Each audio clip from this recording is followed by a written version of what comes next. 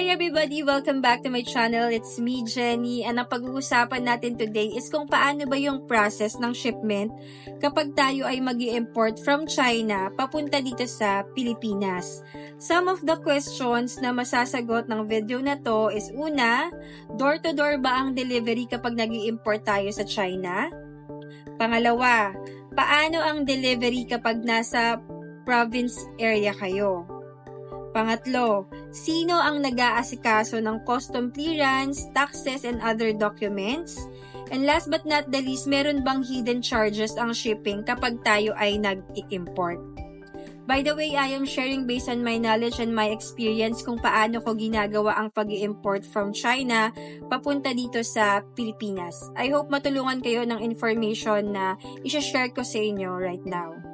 Start tayo sa supplier. Ako personally nag-i-import po ako sa Alibaba platform. Just in case gusto mo ring malaman kung paano ako naghahanap ng products, paano ko nine-negotiate, nagpe-place ng orders at nagbabayad sa Alibaba, you can check our importing tutorial playlist available on the channel. And nilagay ko rin lahat ng mga importing topics na link dito sa description box. So, feel free to check it out. Going back, so let's assume dito na nagawa na natin yung pag-place ng order at pagbayad sa supplier. Ang next na gagawin ng supplier niyan is of course, i-arrange niya yung orders mo at isi-shift papunta sa iyong freight forwarder sa China.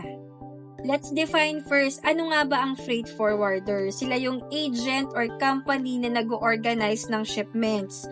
So, take note the word organize. Ibig sabihin yan, kasama po dyan yung pag-aasikaso ng custom clearance, import taxes, and other documents na kailangan para makarating yung imports mo or yung in-order mo from China papunta dito sa atin sa Pilipinas. Ang tip ko sa inyo, if kukuha po kayo ng freight forwarder, hanapin nyo yung merong warehouse malapit sa inyong supplier.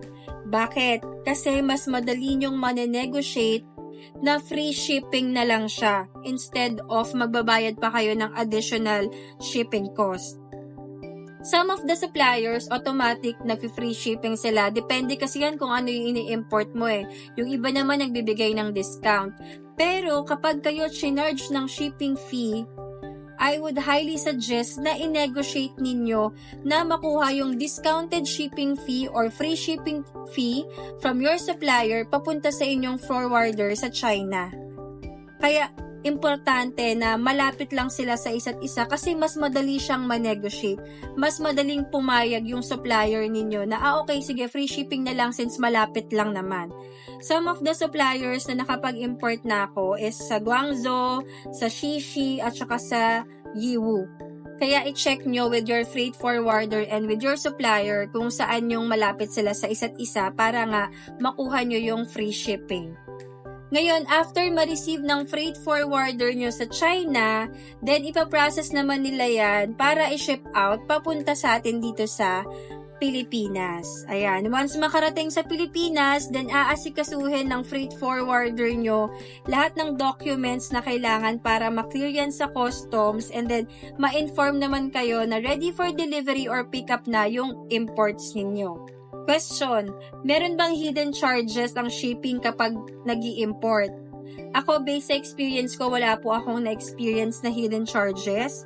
Kung ano yung rate na napag-usapan namin ng freight forwarder na napili ko, yun yung sinusunod namin.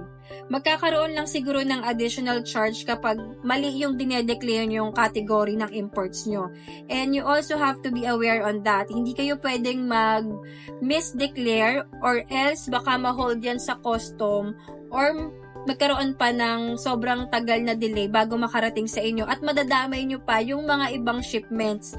Kasi nasa isang malaking container van yan na halo-halo, iba-ibang tao, especially if hindi naman isang container van yung ini-import mo, may mga kasamang ibang imports yan. Kaya make sure na hindi kayo mag-misdeclare para hindi na magkaroon ng hassle at ng further delay sa pag-receive ng imports ninyo.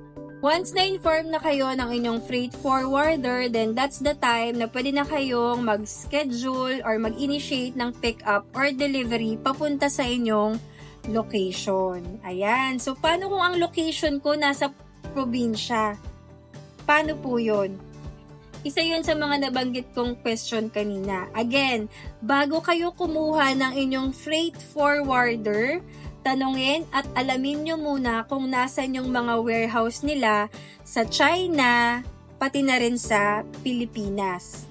Kasi mas makakatipid kayo sa shipping cost, lalo na kapag yung warehouse ninyo sa Pilipinas malapit lang sa lugar ninyo. Like for example, nag-import ka from China, tapos ang kinuha mong freight forwarder, ang warehouse niya nandito lang sa Pilipinas. Nandito lang sa Manila. Ikaw, taga Cebu ka pa. So, ang laki ng shipping cost na gagastusin mo again para lang makarating yung order mo na nasa Manila papunta sa Cebu. Wherein, meron na pong mga freight forwarder na merong warehouse dyan sa Cebu na dapat yun ang kukunin mo kasi yun yung malapit sa'yo. Okay? Remember that kasi importante ang shipping cost, lalo na if you are importing para magnegosyo. As much as possible, gusto mong ma-maximize yung capital mo and mabawasan yung mga expenses mo. And then another question kanina, door-to-door delivery ba ang pag-i-import? Ang sagot dyan, pwedeng oo, pwedeng hindi. Depende yan ulit sa freight forwarder na gagamitin nyo or pipiliin nyo kasi iba-iba yan ng mga offering. Like ako, for example, meron ako isang freight forwarder na ginagamit kasi meron siyang free delivery option. Lalo na kung malapit ka lang within their area, like 12 kilometers away ka lang from their warehouse, tapos ma-meet mo yung certain requirements nila kung gaano kadami yung imports, then automatic, if free delivery ka nila, door-to-door.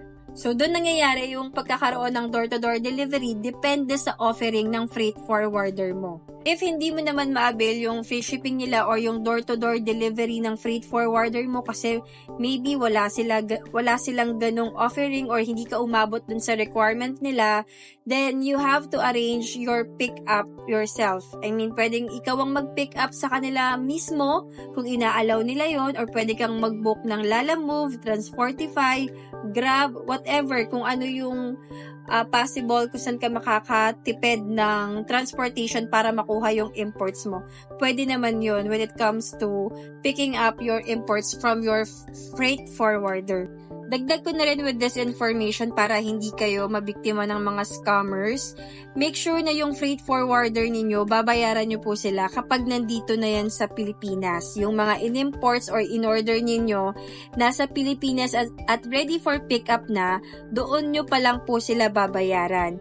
Hindi pag nandito sa freight forwarder nyo sa China. Ako, for sure ako magda-doubt ako or mag-hesitate ako magbayad kapag ganun yung sasabihin sa akin na process. Especially if you are a beginner, take note na magbabayad ka ng shipping cost mo sa iyong freight forwarder kapag ready for pickup na yung mga in-import mo. Ayan, ganun lang kasimple ang shipping process kapag tayo ay nag-i-import from China papunta dito sa atin sa Pilipinas. Again guys, all the tutorials about importing process, paghahanap ng products, paghahanap ng legit supplier, negotiation, paano ma-ensure na ma-secure yung imports mo are all available on the channel. Feel free to check our importing tutorial playlist. And let me know na rin kung meron kayong mga questions or topics na gusto nyo pang mapag-usapan with this importing tutorial. Thank you so much guys for watching. Don't forget to like, subscribe, comment kayo, share this learning sa mga taong sa tingin nyo matutulungan ng ating mga tutorials. That's it for now and see you sa ating next video. Bye!